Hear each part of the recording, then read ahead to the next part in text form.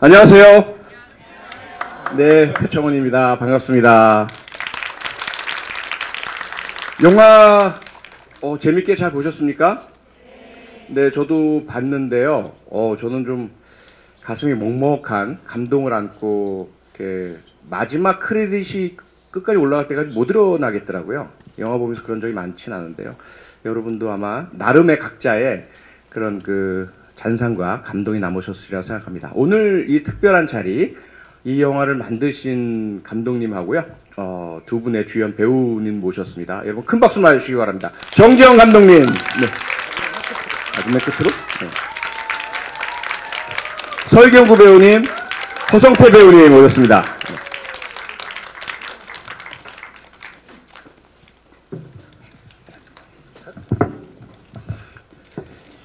자, 우선 이 영화 소년들 만드신 정지영 감독님은 다들 아시겠지만 감독 데뷔 40주년 되는 올해가 그 특별한 해입니다. 대한민국에서도 정말 대표적인 감독님이시지만 전 세계가 지금 주목하고 있는, 그래서 얼마 전에 영국 런던 다녀오셨죠? 네, 회고전을 영국에서 열어주시는 그런 특별한 감독님이시고요. 여러분 함께 우리 정지영 감독님의 40주년 축하 박수 어떠십니까? 감사합니다. 네, 고맙습니다. 간단하게 감독님 그래도 네, 예, 관객들께 자기소개 좀 부탁드리겠습니다. 제가 표창원 선생님께서 영화 재미있게 보셨습니까? 그러니까 대답이 네 이러더라고요. 재미있게 보셨습니까? 네. 그 정도는 나와야죠. 감사합니다.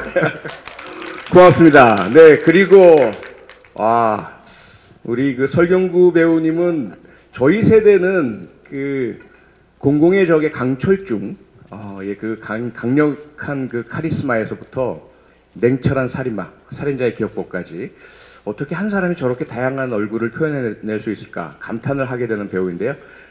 대한민국의 대표적 배우 설경구 배우님 다시 한번 소개해드리겠습니다. 네, 반갑습니다. 네. 역시 간단한 인사 한번 부탁드리겠습니다. 오늘 개봉 첫날인데 이렇게 찾아주셔서 감사드립니다. 이게 천천히 얘기해 가 보도록 하시죠. 네, 고맙습니다. 예, 그리고 허성태 배우님, 좀 이따 다시 제가 그 질문을 드리긴 하겠지만 어쩌면 지금 전 세계에서 가장 유명한 악당 여기 아니실까 싶습니다. 허성태 배우님 큰 박수 맞으시고. 안녕하세요. 간단한 인사 한번 부탁드릴게요. 예, 박정규 역할을 맡은 허성태입니다. 예, 그러면 우선 여러분들께서 직접 질문을 하실 시간 이따 드릴 테고요. 그 전에 제가 몇 가지 이 사회자 모더레이터로서의 특권으로서 제가 준비한 질문을 좀 드리도록 하겠습니다. 제 소개도 해드려야죠. 오늘 사회자 맡은 프로파일러이자 배우 지망생 표창원입니다. 안녕하세요. 네. 네, 사실 저도 몇 편 출연을 했었습니다. 탐정 리턴즈에서 카메오로 잠깐 나왔었고요. 기억 못하실 텐데. 네, 정지영 감독님께 먼저 질문 드리겠습니다. 우선 정지영 감독님 하면 물론 언론에도 그렇게 기사가 주로 나오고요. 사회 고발 영화를 주로 만드시는 대표적인 감독님이시다. 몇 영화만 언급해드려도 하얀 전쟁, 그리고 부러진 화살, 남영동 1985, 그리고 이번 소년들까지 사실 이 모든 영화들이 현실 사실을 바탕으로 해서 우리 사회 권력이라든지 혹은 사법 또는 사회 주류와 강자들의 어떤 어두운 면, 더러운 치부 이런 것들을 밝혀내고 고발하시는 그런 영화들인데요. 감독님이 이런 영화에 특별히 이렇게 몰두하신다 그럴까요? 계속해서 만드시는 특별한 이유가 혹시 있으실까요?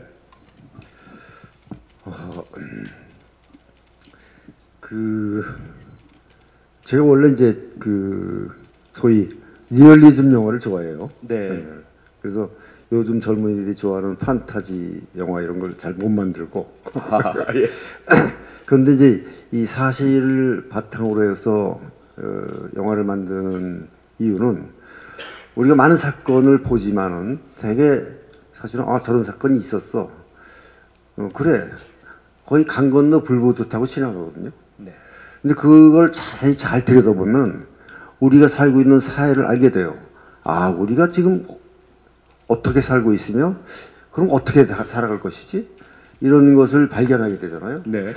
그래서 이 사람들이 별로 좋아하지 않을 것 같은데 그나마 찾아서 그거를 좀 재밌게 찾게 만드는 거죠. 관객들이. 예. 관객이 재밌게 만들어서 관객들과 같이 우리 이런 사회에 살고 있어. 우리 알자. 뭐 이런 생각이 들어요. 네. 그렇습니다.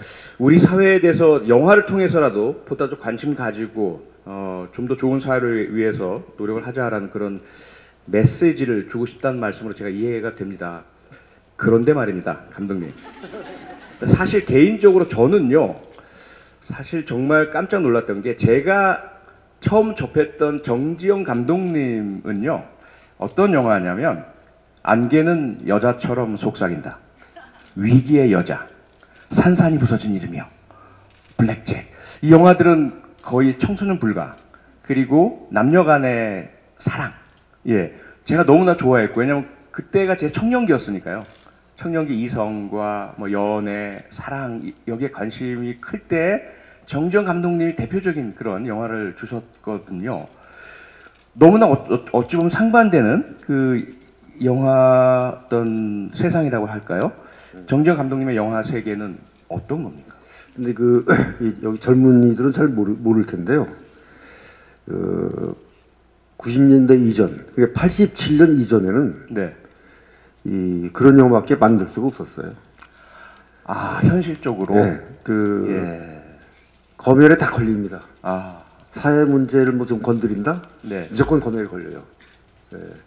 그 시대를 살아온 영화인들이 이제 지금 많이 활동을 못 하고 있죠. 네. 그래서 저는 그 시대부터 지금까지 그 얘기를 하면은 그리고 요즘 감독들은 참 행복한 시대에 살고 있는 겁니다.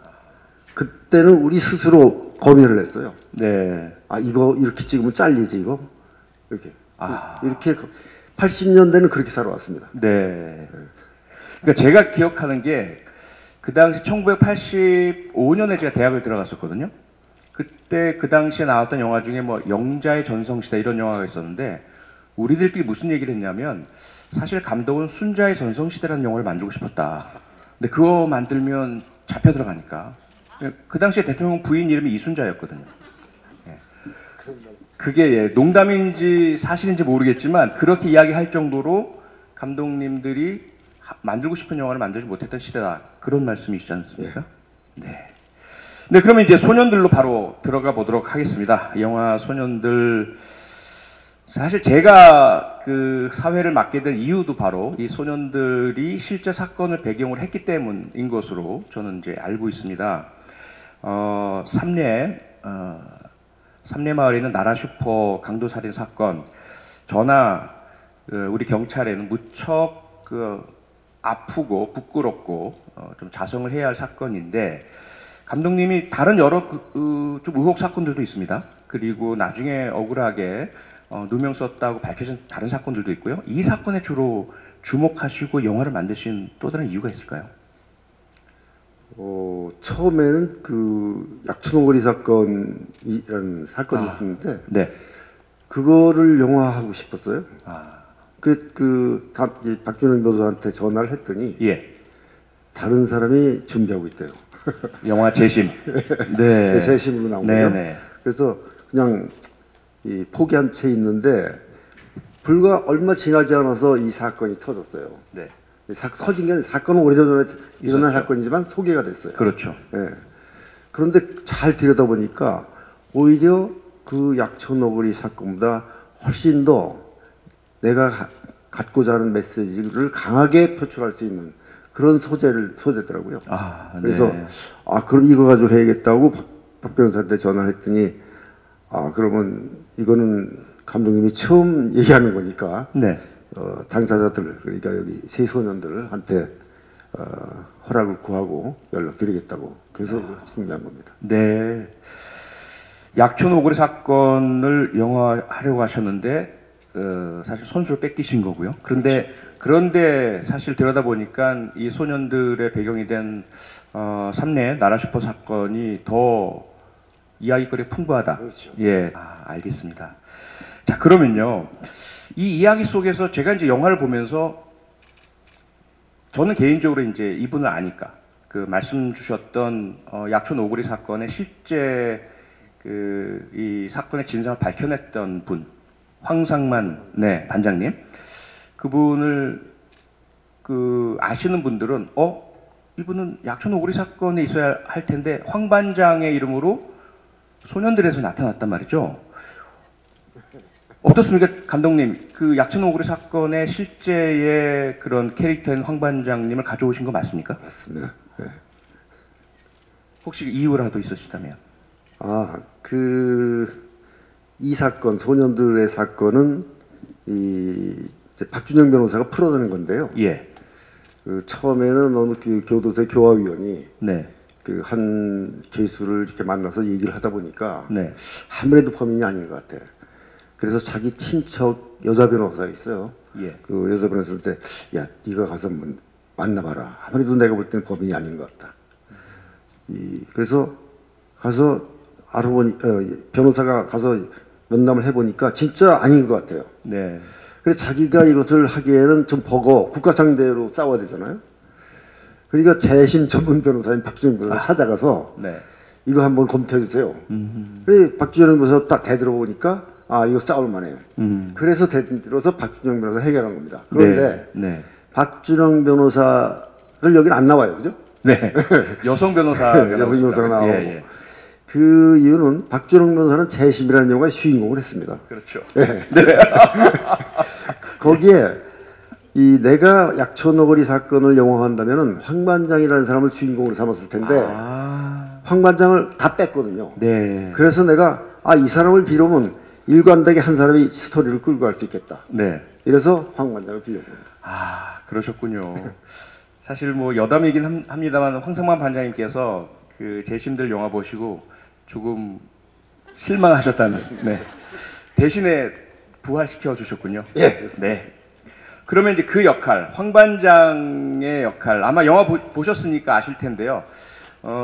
이 이야기 참 슬프기도 하고 아프기도 하고 또 복잡하기도 한데 다양하게 얽혀서 얽힌 인물들 사이에 이야기들 다 쫓아나가다 보면 너무 이제 산만해질 텐데요. 그 중심을 자꾸 끌고 오는 게 황 반장 아닙니까, 그렇죠? 그 황 반장 역을 지금 옆에 계신 설경구 배우께서 맡으셨는데 이번 작품으로 처음 일하시는 거죠, 설경구 배우님하고는? 네, 그렇습니다. 그러면 혹시 설경구 배우님을 이 역할에 캐스팅하시게 된 어떤 이유라도 있으십니까? 약촌오거리 사건 내용을 들여다보면요, 그 황상만 반장이라는 사람이 옛날 강철중 생각나요. 물론 네. 강철중은 그렇게 폭력적이지 않아. 네. 근데 맞습니다. 강철중이 나중에 반장까지 올라갔으면 예. 노하우도 쌓이고 이제 덜 폭력적이면서 머리로 해결하는 그렇지만 저돌적인 네네. 그런 사람일 것 같다는 생각이 들었어요. 네. 그래 얼핏 그 강철중을 떠올렸고 네. 설경구 배우를 떠올렸고 그런데 17년 후가 있잖아요. 예, 그렇죠. 17년 후의 모습, 그 17년이 지난 그 변한 모습을 가장 잘 표현해낼 수 있는 배우가 누가 있을까? 제 생각에는 네. 설경구 배우가 가장 그걸 리얼하게 표현할 수 있을 것 같다. 이런 생각을 했습니다. 네. 그럼 여기서 바로 설경구 배우님께 직접 확인 질문을 드려야 될 것 같습니다. 지금 감독님 말씀 들으니까 사실 제가 오해하지 않았구나라는 생각이 드는데 사실 제가 영화를 보면서 뭘 느꼈냐면 1999년에 황 반장에게서는 강철중의 모습이 보이고요. 그렇게까지 막 강하게 나가진 않았죠. 미친 개라는 그 어떤 별명 속에서. 2016년에 황 반장에게서는 힘이 많이 빠진, 조금은 다를지 모르겠지만 살인자의 기억법에 나오는 김병수의 그 어떤 치매에 걸리고 힘 빠졌는데도 살아있는 날카로운 눈빛 이런 것들, 혹시 그 두 역할을 하실 때의 그 느낌과 감정을 가져오셨나요? 아니면 완전히 새로운 캐릭터를 만드신 건가요?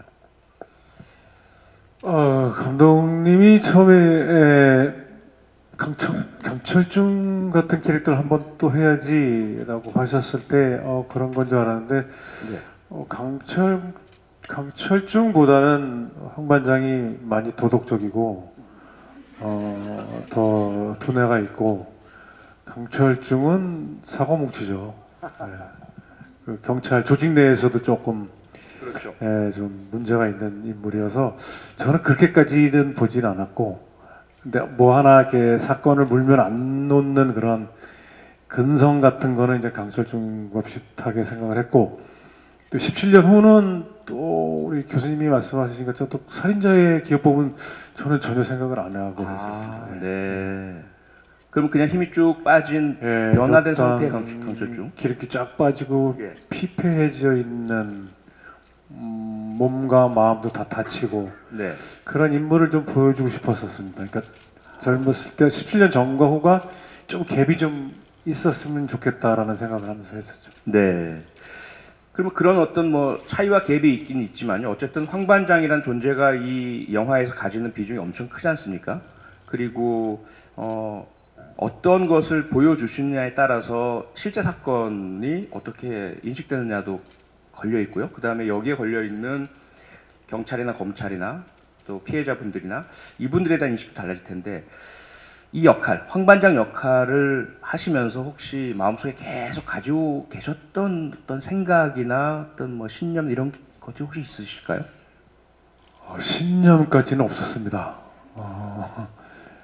이 황 반장을 가져온 데는 이제 이유가 있을 거라 생각하고 그 저를 통해서 이 사건을 좀 객관적으로 떨어져서 봤으면 싶었고 네. 또 저로 인해서 저는 이제 모든 관계자들을 만나고 다니거든요. 그러면서 저 뭐 피해자도 만나고 가해자들도 만나고 다 만나면서 좀 저로 인해서 특히 17년 전 같은 경우는 좀 더 역동적이었으면 싶었고 저를 계속 따라가 줬으면 하는 마음으로 했습니다. 그래서 네. 이 사건과 저를 통해서 이 소년들을 바라보게 그렇게 보면 좋겠다라는 생각을 했었습니다. 그래서 저는 원래 실제 있었던 인물이 아니고 약천오거리에서 황성만 반장님 캐릭터를 좀 그대로 가져온 건 아니고 그 일정 부분을 가져와서 여기 세팅을 한 건데 예. 저를 통해서 소년들이 좀 더 잘 보였으면 하는 마음이었습니다. 이 사건도 좀 더 잘 들여다봐 줬으면 하는 마음으로 했습니다. 네. 이 영화의 바탕이 된 사건에 대해서 하나 좀 여쭤보고 싶은 것이 설경구 배우께서는 이 사건, 삼례마을 나라 슈퍼 사건을 언제 아셨는지, 혹시 영화제 받기 전에도 아셨는지 여쭤보고 싶습니다. 제가 그것이 알고 싶다를 통해서 보긴 봤고 그래서 이 사건을 잘 안다고 생각을 했었습니다. 근데 네. 촬영을 하면서는 이거는 아는 게 아니었구나. 그냥 어렴풋이 그런 사건이 있었지라는 걸 갖고 제가 안다고 착각을 했구나라고 생각을 했었고 네. 오히려 저도 촬영을 하면서 이 사건에 더 깊숙이 알게 됐고 또 한 저번 주인가 전주시사회를 가서 실제 그 피해자들도 보고 그 황상맘 그 반장님도 만나고 네. 또 그 외에 그 화성 연쇄살인 사건 8차 사건 누명 쓰신 윤성현 씨. 윤성효 네. 그분도 보고 그 부산 낙동강 살인 사건 그 회장님이랑 그 두 분도 만나 뵙고 나서 제가 더 잔상이 더 커져가지고 예. 이 영화는 좀 특이하게 촬영 전에 제가 알고 있었던 사건 또 하면서 또 알게 되고 또 끝나고 나서 다른 사건과 다 겹쳐지면서 굉장히 좀 머리가 막 쭈뼛쭈뼛 또 섰던 그런 기억이 납니다. 예. 네. 지금도 뭐 그 얘기를 하면 좀 소름이 좀 끼치는데 예. 네, 뭐 잠시 좀 그 분위기 전환을 위해서 허성태 배우께 질문을 좀 드리겠습니다. 왜 허성태 배우님 말씀만 해도 웃으실까요? 근데 사실 저는 조금 이제 불만이 있습니다. 불만이라기보다는 좀 허성태 배우님께 속았다는 느낌. 여러분도 유사하실지 모르겠는데 영화 첫 장면에서 회식 장면이 등장하잖아요. 그러면 이제 그게 2016년, 17년 후에 황 반장이 배 타고 막 섬에서 나와서 옛 제 동료 형사들 만나서 그 자리에서의 그 허성태 박 형사님의 모습은 곧 악당이 되겠구나. 예, 뭔가 이 황 반장을 배신하겠구나, 뒤통수 치겠구나, 혹은 뭐 반대쪽 고문 경찰 쪽에 합류하겠구나, 뭐 이런 죄송합니다, 기대가 아니고요, 어떤 예상 이런 것들을 하게 만들었는데 와, 끝까지 알고 계셨죠? 관객들이 그렇게 뭔가를 기대하고 예상하다가 영화 끝까지 가리라는 거 알고 계시지 않으셨습니까? 아니, 제가 그동안 죄를 너무 많이 지었던 것 같습니다. 전혀 몰랐고요. 그러니까 지금 네. 뭐 예, 저는 그런 의도 전혀 없었고요. 아, 의도 없으셨다고요? 저희들 네네. 놀리실 의도 전혀 없으셨다고요? 아니, 전혀 없었습니다. 근데 사실 맨 마지막에 그 감찰실에서 조사받고 나오실 때 그때까지도 사실은 나오시면서 뭔가 그렇죠? 근데 마지막 장면에 뭐라고 했죠? 꺾이면 안 돼. 뭐 네. 예, 하던 대로 해. 뭐 이런 네. 식으로 응원. 착한 응원을 해주셨잖아요. 도대체 어떤 작품을 어떻게 보신 거예요? 죄송합니다. 제가 되게 제 이미지를 고착화시켰던 것 같습니다. 아, 예. 그래서 그럼 연결해서 질문을 드릴게요. 뭐 아시면서 뭐 그러십니까? 사실은 오징어 게임의 장덕수 그 캐릭터는 지금도 어떤 분의 꿈에 나올걸요. 근데 제가 가장 놀랐던 건 오늘 처음 딱 뵀거든요. 주차장에서 우연히 같은 시간에 딱 차를 내렸는데 스크린이나 이 그 TV 화면에서 보던 허성태 배우님은 체격도 크시고요. 뭔가 좀 이렇게 조폭 같은. 근데 너무 이렇게 순한 모습이시더라고요. 그렇게 크지도 않으시고요. 그런 말씀 많이 듣지 않으십니까? 이제 소년들은 저희 이제 오징어 게임 때 함께 같이 촬영을 했던 작품이고요. 그때 네. 17kg 정도 증량을 했었거든요. 아. 예, 그 일부러 그때 오징어 게임 처음 캐스팅돼서 이제 감독님이 무슨 조폭이 이렇게 말랐냐 해서 17kg를 증량을 했는데 그 예. 다음에 이제 소년들이 바로 캐스팅이 돼서 이제 함께 작업을 하고 있어서 네. 아마 지금 이게 덕수의 피지컬이고요. 그리고 다시 또 이제 지금은 감량을 한 상태고 네. 그렇습니다. 와, 17kg을 오가다. 제 그 아내의 평생 목표가 13kg 빼는 건데요. 1kg 빠지는 걸 제가 못 봤습니다. 예. 다이어트들 내일부터 대단하십니다. 17kg를 뺀다는 것이. 극 중의 역할 질문 좀 드리겠습니다. 사실 뭐 저도 경찰관 생활했고 형사 생활을 했고 마주쳤던 많은 현실 속 형사분들이 계시는데 박 형사의 모습은 실제하지 않을 것 같은 실제 형사 모습이거든요. 형사를 해본 사람은 압니다. 그런 캐릭터들이 있어요. 꼭 정말. 그런데 어떻게 그렇게 리얼하게 잘 표현을 해주시면서 그리고 좀 과장된 모습까지도 비춰지는지 혹시 현장 가서 설경구 배우님처럼 형사들 모습 현장 체험하시고 하셨습니까? 아니요, 안 했고요. 저는 오히려 시나리오 보면서 되게 그 정교가 그러니까 형사이긴 하지만 제가 어떤 형사님들의 어떤 책임감이나 그들의 어떤 가치관이나 이런 거는 제가 잘 모르거든요. 현장 체험도 안 해봤고 그냥 정규는 제가 그냥 시나리오 봤을 때 그냥 제일 평범한 어떤 그냥 어떻게 보면 회사원 평범하게 그냥 아무 문제 없이 그냥 이렇게 문제 없이 살아가고 뭐 이렇게 무슨 황 반장처럼 엄청난 책임감을 가지고 정의감을 가진 그런 인물도 아니고 그냥 이렇게 평범하게 살아가는 인물이라고 생각을 했는데 이제 황 반장을 만나면서 조금 이렇게 인생이 좀 이렇게 약간 적극적으로 바뀌는 그런 어떤 인물이라고 생각을 했고 특히 소년들에서는 그냥 이제 약간 무거운 메시지를 약 다소 무겁게 느낄 수도 있는 영화지만 그 안에서 약간의 윤활유 역할을 하면 된다는 관점에서 그 역할을 접근을 했지 어떤 리얼한 형사를 해봐야겠다라는 관점으로는 접근을 하지를 않아가지고요. 예. 그러셨군요. 네, 그 허성태 배우님께 한 가지 꼭 부탁드려야 될 것이 정지영 감독님 제가 쭉 최근에 나온 보도나 다른 분들의 평가 40주년이다 보니까요. 너무 좋은 말들만 하셔서 솔직하게 사실 직장 상사잖아요. 솔직히 말하면. 아. 근데 꼭 좋은 일만 있을 수는 없지 않습니까? 아, 네네. 예, 모든 배우들 힘들었을 또 스태프들을 대신해서 정지영 감독님께서 소년들 촬영 기간 중에 하셨던 것 중에 불만 예. 한 가지만 좀 말씀해 주십시오. 스태프들을 대신해서요? 네. 스태프들을 대신해서는 정말 영어밖에 생각 안 하시는 분이. 그러니까 지금 씬 끝나면 바로 다음 씬. 그러니까 온 포커스가 그냥 이 씬 오늘 찍을 거 이거에만 진짜 정신이 그냥 거기에만 집중이 돼 있으셔서 이제 스태프분들이 좀 힘들었던 점이 있고요. 그리고 저는 개인적으로 어떻게 보면 약간 부정적이면서 긍정적인 면인데 제 연기에 별로 관심이 없으셨던 것 같아요. 그래서 제가 되게 제가 이 애드립을 쳐도 그렇고 뭐 애드립을 막 치는데 감독님이 오케이 이렇게 넘어가셔서 오케이, 습관적 오케이. 네, 그래서 오히려 저는 또 반대적으로 얘기하면 되게 자유롭게 연기할 수 있었어요. 그래서 네. 정규가 어떤 이렇게 보여지는 뭐 자연스러운 좀 약간 찌질한 모습들 이런 것들이 네. 그리고 감독님이 관심을 안 가져주셔서 저 자연스럽게 할 수 있었어요.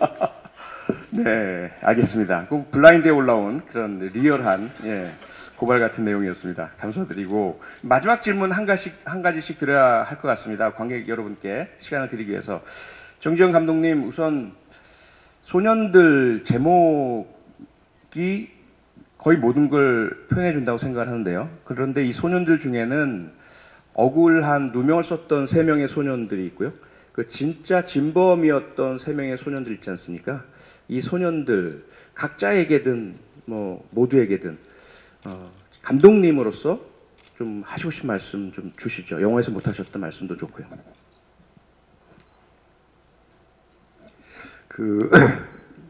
억울하게 이 감옥살이를 한 3소년도 소년은 물론이고 실제 범행을 한 3소년 이 사람들도 사실은 이 사회에서 소외받은 친구들이죠. 그렇죠. 예. 네. 그 친구들의 범행, 할머니를 죽였어요. 할머니를 죽였는데 그것도 죽이려고 죽인 게 아니에요. 네. 그렇죠. 그러니까 살리려고 한번 해봤는데 못 살리고 도망간 셈인데 네. 그들에 비해서 힘을 가지고 있는 검사와 경찰 그들의 이 범죄는 누가 책임지는 건가? 사실은 저는 진범 한 분 만나봤어요. 네. 만나봤는데 이제 이쪽에서 피해자 쪽에서 안아주는 바람에 네. 이제 같이 만나기도 하고 그러는 모양인데 제가 가장 이 영화를 이 장면은 이 장면 때문에 이 영화를 해야겠구나라고 생각한 게 바로 대질신문. 대질신문 때 이 소년들 감옥에 들어가 있는 소년들은 무섭고 무서워서 울잖아요. 네. 억울하고. 근데 상대방 셋 중에 죽은 소년이 울어요. 그렇죠. 그 울음은 뭘까? 그게 상당히 저한테는 꽂혔어요. 그래서 그들을 자기들의 이 조직에 충성하기 위해서 이렇게 진범들을 풀어주고 가짜범을 다시 감옥에 넣는 그런 행위에 대해서 하여튼 이 소년들은 조금 환경이 다를 부분이고 DNA가 조금 다를 수는 있지만은 다 소외받은 자들이고 말하자면 이 영화를 이렇게 내가 고발하게 만든 그들은 잘 나가는 사람들이죠. 네. 네. 그게 아픕니다. 네. 허성태 배우님께 하지만 극 중에서 허 배우님이 연기하셨던 박 형사라든지 혹은 설경구 배우께서 연기하셨던 황 반장 같은 그런 형사들이 사실은 일선에 더 많지 않습니까? 이 최 계장 출세만을 바라던 이러한 이제 사람들 또는 검사 이런 사람들만이 아니고요. 그래서 지금 현재 이 영화를 보고 사실은 가장 많이 아프실 분들 정말 범인만 잘 잡겠다, 사회정의 구현하겠다, 피해자 위해서 일하겠다라는 형사들, 검사, 또 검찰 수사관들께 허배우님께서 혹시 한 말씀 주실 수 있으실까요? 감히 제가요? 이거 역할 연기를 하셨으니까. 네. 저는 그렇게 막 황 원장님이 하셔야 될 것 같은데 제가 막 예. 뭐 진짜 어려운 상황에서도 그런 정의감과 책임감을 가지신 올바른 가치관을 가진 분들이 계셔야 이 사회의 정의가 올바로 선다고 생각합니다. 어려운 상황에서도 꿋꿋이 지켜주시기 바랍니다. 제가 이 얘기를 해도 되나? 네. 고맙습니다. 설경구 배우께는 아무래도 뭐 그 주연이시고 가장 막중한 그 역할을 수행하셨고 지금도 영화에 가장 많은 그런 그 공감을 하고 계시리라 믿기 때문에 지금 여기 계신 분들 영화를 다 보신 분들이지 않습니까? 그런데 아직까지 안 보신 분들도 계시고 이거 볼까 말까 혹은 극장에서 봐야 할까 나중에 텔레비전으로 오면 볼까 이러신 분들을 위해서 왜 이 영화를 봐야 하는지 좀 한 말씀 부탁드리겠습니다. 제가요? 네.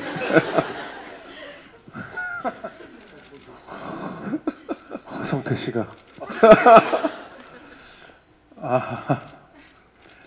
제가 아까 좀 전에도 말씀드렸는데 제가 이 사건을 안다고 생각했고 그 많은 분들이 그 기사들을 보면 많이 알려진 삼례 나라 슈퍼 사건이라고 막 나오는데 제가 기자분들이랑 인터뷰하면서도 그 기사가 잘못됐다고 이야기를 했거든요. 그리고 많은 젊은 분들이 이 사건에 대해서 많이 또 모르세요. 그리고 어설프게 알면서 또 나 그거 알아라고 하면서 그냥 묻히고 또 지나가고 뭐 그랬던 사건이 뭐 이 사건뿐만 아니고 많은 사건들이 다 뭐 관심 없이 또 지나가고 하는 것 같은데 요즘 극단적으로 말씀을 드리면 그 정의라는 단어 그 말이 되게 판타지처럼 들려요. 이런 세상이 극단적으로 말씀드린 건데 그렇지 않겠지만 저는 사실 용감한 형사들을 되게 좋아합니다. 그 프로를 정말 그거 보면서 막 눈물 날 때도 있어요. 예. 그렇게 또 정의로운 분들이 많이 있습니다. 그리고 여러분들이 이 영화를 꼭 보셔서 그냥 지나가지 않고 묻히지 않게 많은 분들이 또 이 삼례 나라 슈퍼 사건 소년들뿐만 아니고 이 영화를 보게 되면 또 다른 비슷한 류의 영화들도 그 사건들도 찾아보게 되고 또 이전과는 또 이게 찾아보게 되면 또 이전과는 또 다른 마음이 또 생길 거라고 생각합니다. 그러면서 주위 분들한테 서로 또 이런 이야기를 하고 하면은 영화가 세상을 바꾸진 않지만은 그래도 조금 나아지게는 하는 역할을 하지 않나. 그래서 이 영화를 집에서 TV로 스톱 누르고 다시 딴 일 하다 또 보지 마시고 여기서 큰 화면에서 이번밖에 기회가 없습니다. 큰 화면에서 큰 스크린에서 볼 수 있는 기회는 꼭 극장에 오셔서 같이 공감해 주셨으면 하는 진심으로 부탁드리는 말씀입니다. 예. 네, 고맙습니다.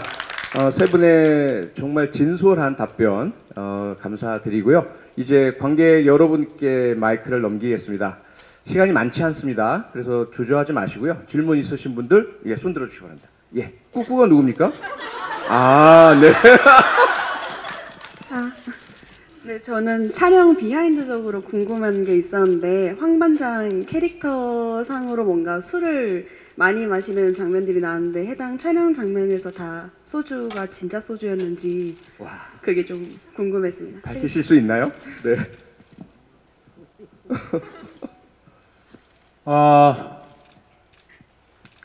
딸이랑 초반에 먹을 때는 소주가 좀 있었던 것 같고요.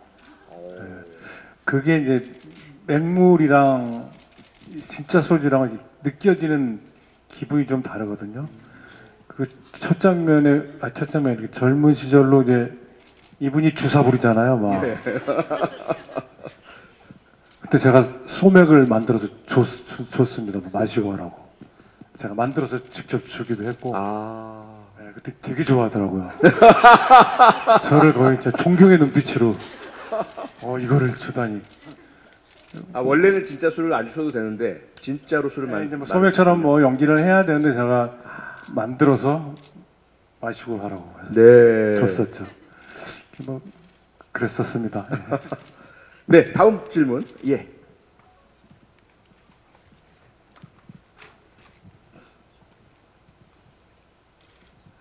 안녕하세요. 감독님, 배우님. 정지용 감독님께 여쭤보고 싶습니다. 감독님의 영화 헐리우드 키드의 생애를 정말 좋아합니다. 그런데 다른 모든 영화들도 많이 봐왔는데 보고 나면 사실 다큐나 르포처럼 되게 우울하고 두 번 다시 보고 싶지 않은 영화들이었거든요. 그런데 헐리우드 키드의 생애는 특히나 더 인상 깊게 평생에 남았던 영화였습니다. 근데 이번 영화는 제가 부산에서도 보고 해서 두 번째 보는데 조금 정말 결이 많이 다른 영화인 것 같아요.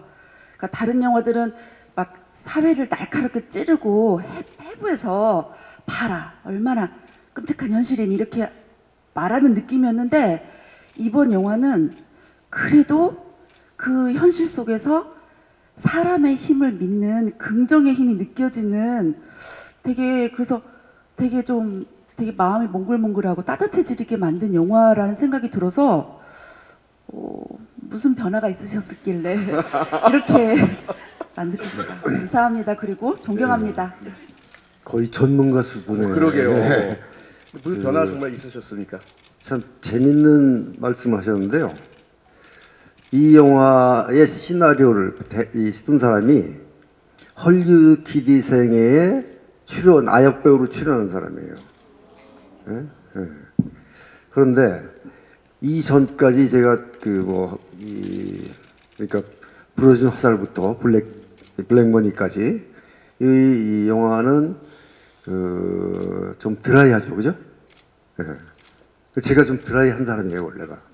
네? 그런데 이번 영화가 정서적인 요소가 상당히 들어가서 약간 따뜻해졌고 그 이유는 바로 이 시나리오를 쓴 친구가 내가 안 가진 그런 정서를 가지고 있어요. 그러니까 제가 이성적인 사람이라면 그 친구는 감성적인 사람이에요. 그래서 그것이 조화를 이뤄서 이런 영화가 나왔는데 내가 그 작가한테 아까 작가가 여기 와 있을 텐데 갔나? 네. 작가한테 그런 얘기를 했어요. 너 때문에 내가 상당히 그동안에 드라이한 영화가 좀 촉촉해졌다. 고맙다. 이랬더니 그 친구가 하는 얘기가 감독님 헐리우드 키 생애를 다시 보니까요. 감독님 원래 따뜻한 사람이었어요. 이렇게 얘기를 하더라고요. 지금 똑같은 말씀을 하셔가지고 놀랬네요, 내가. 그러네요. 예. 혹 영화 관계자십니까? 아니시고요. 고맙습니다. 예, 다음 질문 주십시오. 예. 네, 다음에 기회 드릴게요. 저도 촬영 비하인드적으로 궁금한 게 있는데 설경구 배우님 강아지 무서워하신다고 들었는데 강아지 장면 어떻게 촬영하시는지 궁금합니다. 완전 뒤로 이렇게 자빠지셨던데. 예. 근데 그게는 진짜 무서웠어요. 무섭더라고요. 그냥 아니 슛도 안 들었는데 막 그냥 달려드는데 그래서 일단 안전거리를 확보하고 얘가 어디까지 달려올 수 있나. 그래서 그거를 이제 안심하고 들어갔죠. 그것도 무서워서 저 단독 찍을 때는 이렇게 뒤에서 주인이 밧줄 잡고 그랬어요. 근데 자꾸 주인이 딸려오는 거예요. 네, 근데 진짜 걔 무서웠어요. 그 개는. 네. 무섭더라고요. 네, 저 뒤에 남자분.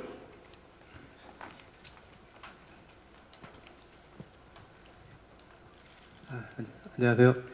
저는 저기 삼내 옆에 익산이라는 곳에 제가 그때 당시에 대학원 다닐 때인데 근데 지금 이 영화를 통해서 좀 알게 됐고요. 그때는 알고는 있지만 사람들한테 이거를 널리 얘기하거나 그러진 않았던 것 같아요. 그래서 이 계기로 이 사건에 대해서 좀 알고 진실을 알고 좀 그분을 따스하게 할 수 있는 방법들이 있을까. 전주에 산다니까 제가 정지영 감독님 40주년 기념 그 개봉 때 영화들 다 봤거든요.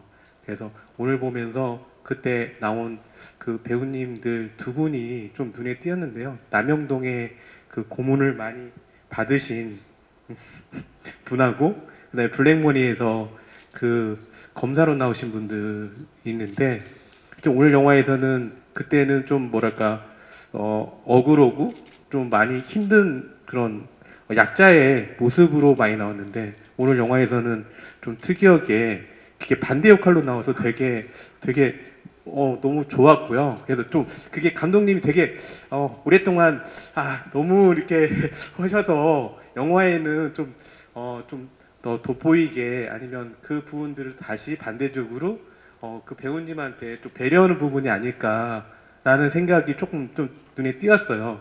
그래서 이번에 그 배역들을 좀 그런 부분들을 좀 고려해서 하지 않았을까 해서 그 부분에 대해서는 좀 얘기를 좀 들어봤으면 좋겠습니다. 감사합니다. 길어서 죄송합니다.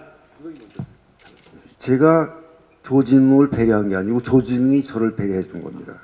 말하자면은 여기는 주연도 아니고 잠깐 특별 출연 역할인데 거기다 나쁜 역할이야. 근데 여러분 영화를 보셔서 알겠지만은 그 검사가 좀 존재감이 있고 무게감이 있어야 이 영화가 살잖아요, 그죠? 설경구를 제압할 수 있을까 말까 이런 게 있어야지. 설경구라는 사람보다 약하게 보이면은 저건 게임이 안 되는데 이럴 거 아니에요. 그래서 제가 조진웅 씨한테 전화를 해서 이게 이 주연도 아니고 특별 출연인데 그리고 나쁜 역할이다. 근데 네가 좀 해줬으면 좋겠다. 그랬더니 제가 감독님만 해달라면 해줘야죠. 이래서 저를 배려해 준 거고요. 박원상이도 마찬가지로 그건 뭐 잠깐 판사 역할이잖아요.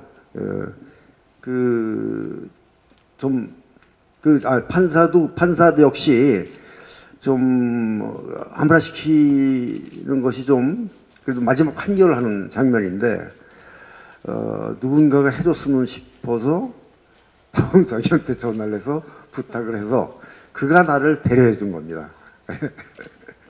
네, 다음 질문 주십시오. 예, 이쪽에 계신 분. 네.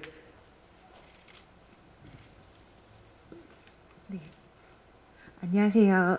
네, 저는 정지영 감독님께 질문을 드리고 싶고요. 저는 앞서 말씀 주신 분과 다르게 정지영 감독님의 영화를 별로 접해본 적이 없어요. 그래서 저는 사실은 설경구 배우님의 팬이기도 하고 현실을 고발하는 영화에 대해 조금은 영화는 어느 정도의 판타지를 가져야 된다는 관계가 가깝고요. 불편함을 조금 가지고 있어서 사실은 먼저 선택할 수 없는 영화지만 오늘 제가 좋아하는 배우님이 있어서 이제 애정은 항상 취향을 초월하기 때문에 그래서 보게 된 경우예요. 근데 저는 사실 오늘 제대로 보면서 왜 이렇게 선하지? 그래서 앞서 말씀을 해주신 영화를 봐오신 분의 대답에서 어느 정도 그런가? 라는 생각을 했어요. 근데 사회를 고발하는 영화를 하시는 감독님들이 특히 정지영 감독님이 생각하는 인간이란 원래 선한 존재인데 그쵸? 유혹에 따라서 사회를 고발하시면서 그렇게 인간을 보시는 건지 아니면 악한 존재인데 어떠한 선택을 하느냐에 따라서 노력을 하는 존재인지 아니면 아까 말씀 주신 것처럼 드라이하다고 하셨잖아요. 환경에 따라서 변화될 수 있기 때문에 선과 악이라는 기존을 갖고 계시지 않은 건지 그래서 그 영화 속 혹은 주인공 아니면 영화를 하실 때 그 사회 고발적인 그런 영화를 찍으시는 감독님이 보시는 인간이란 어떤 네. 존재인지 답을 궁금합니다. 주시죠. 어려운 질문 하시네. 철학적인 질문입니다.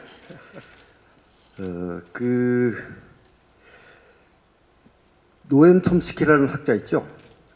미국의 언어학자인데 이제 상당히 나를 잡혔기 때문에 이제 거의 대학자로 취급받는 사람인데 그 사람이 이런 말을 했어요. 우리 사회가 이 자본주의 사회가 이기심을 부추겨서 발전하는 사회 아니에요? 개인의 이기심을. 그래서 자기의 이기심을 추구하기 위해서 다른 사람이 피해받는 것을 별로 그러니까 용서하는 그러면서 발전해 오는 거다. 모든 사람들이 그렇게 얘기를 하고 있다. 학자들도. 그런데 우리 인간이 배려심도 있는 것을 얘기를 왜 안 하느냐. 인간에겐 배려심도 있다. 이기심도 물론 있다. 안다. 그렇지만 우리에겐 배려심이 있다. 그 배려심을 자본주의 사회가 이기심을 강조함을 해서 무시해버린다. 그래서 우리는 실제로 이 배려심을 우리 가지고 있다는 것을 공유하기만 하면은 좀 더 나은 사회가 돼요. 근데 아시다시피 신자유주의 시대로 가면서 점점 마치 이기심이 경쟁만이 유일한 덕목처럼, 그래서 남을 짓밟아도 별로 죄의식이 없지 가는 그런 사회가 돼버린 거죠 지금. 그래서 이런 사건도 나는 그래서 일어나는 거로 봐요. 왜? 이 소년들, 쟤들은 우리보다 뒤떨어지는 못난 애들이야. 쟤들 원래 잠재 범죄자들이야. 쟤들은 이렇게 은근히 생각하고 있어. 나는 솔직히 말씀드리면은 이 소년들에는 그런 시선들이 깔려 있어요. 사회가, 여러분들이 그들에게 무관심하지 않았나, 무시하지 않았나. 그 영화에 보면 왜 태권도 도장에서 얘가 돈을 훔쳤는데 당연한 것으로 해서 자기 아들이 돈을 훔친 걸 파출소 가서 해결하려고 그러잖아요. 싸움 나서. 그래, 이런 아이들은 당연히 범죄자일 거야 라는 인식, 그런 게 나는 바로 그런 신자유적 질서, 그런 이념이 만들어준 게 아닌가라는 생각을 합니다. 네. 자, 5분 남았다는 사인이 들어왔습니다. 아직까지 허성태 배우님께 질문이 하나도 없습니다. 그래서 이번 질문은 허성태 배우님께 질문하실 분. 네, 앞에 계십니다. 예. 안녕하세요. 저기 다름이 아니고 매번 악역만 하시다가 이번에 경찰역을 맡으셨는데 그 캐스팅에 들어왔을 때 흔쾌히 기분이 어떠셨는지. 예, 이때다 싶었고요. 드디어 보여줄 수 있겠다. 근데 이제 사실 영화에서는 처음인데 이제 드라마에서는 간간히 정말 뭐 진짜 가물에 콩나듯 뭐 조금씩 하기는 했거든요. 그래서 그랬고 이제 영화에서 드디어 이런 기회를 갖게 되는구나. 특히나 그리고 우리 꾸꾸 형님하고 또 연기를 진짜 지금 아니면 할 수 없겠다라는 생각도 되게 컸고, 그래서 그리고 또 정지영 감독님과 두 번째 작품을 한다는 거는 개인적으로 배우의 인생에서 진짜 큰 영광이라고 생각을 해서 저는 너무나 행복했습니다. 근데 이분은 저도 이번에 처음 같이 하는데 원래 이 소년들의 이 역할이 이분이랑 맞아요. 성격이. 저도 되게 셀 줄 알았는데 되게 수줍은 부분도 많고, 악역을 해서 뭐 누굴 두드러 패고 하는 그런 씬을 찍으면 뒤에 가서 울어요. 마음 아파서 자기가. 진짜로 요번에 허성태라는 사람을 알았는데 되게 여린 사람이에요. 이렇게 부리부리하지 않고. 설경구 씨가 이런 말을 하니까 내가 보탤 말이 있어요. 이 허성태를 이번 박경자 역할에 캐스팅한 건 설경구 씨입니다. 저는 블랙머니 했잖아요. 그죠? 한번 했어요. 좋은 배우라는 걸 알지만은 한국에 연기 잘하는 배우들이 너무 많아서 다른 사람 없나 하고 찾고 있었는데 설경구 씨가 이 블랙머니에서 참 잘하던데 왜 쓰시죠? 이 말을 듣고 파트너를 찾는 거 아닙니까? 그죠? 본인의 파트너를 찾는데 본인이 선택하는데 내가 당연히 오케이 해야죠. 네. 그래서 캐스팅 낸 겁니다. 꾸꾸 최고. 네, 이렇게 해서 무척 아쉽지만 오늘 그 GV 여러분과 우리 감독님 또 두 배우님과의 문답 시간은 마쳐야 될 것 같습니다. 혹시 세 분 못하신 말씀, 마지막 남기신 말씀 계신가요? 마지막 남기신 말씀 아니고요. 예, 유언이란 말씀 아닙니다. 죄송합니다. 혹시 감독님, 네, 마치면서 이 영화를 재밌게 보신 분은 주위에 반드시 권고를 해서 안 보면 후회한다, 빨리 가서 봐라, 권해주시기 바랍니다. 네, 고맙습니다. 많은 분들이 이 영화 보시고 서로 이야기를 많이 나눴으면 좋겠습니다. 저는 GV를 하면은 꼭 이 시간이 조마조마하는데 조심히 들어가십시오. 감사합니다. 허 배우님. 꾸꾸 화이팅. 네, 그러면 여기서 오늘 시간 다 마치도록 하겠습니다. 함께해 주신 여러분 너무나 감사하고요. 여러분 주변에 소년들 꼭 전파 많이 해주시기 바랍니다. 고맙습니다.